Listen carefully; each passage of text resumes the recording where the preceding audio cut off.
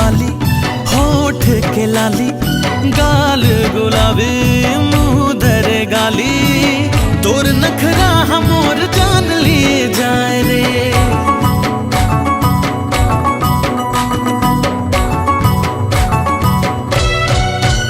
हाँ कान के बाली, होठ के लाली, गाल गुलाबी, मुँह धरे गाली, तोर नखरा हमोर जान लिए जाए रे। तोर मुस्कान भरे मिठ मिठ बात माँ, याद तोर आत गोरी मोला बात बात माँ, तोर माया ममर थो, तोर सुरता मैं दिन रात कर थो, तोर सुरता मैं दिन रात कर थो।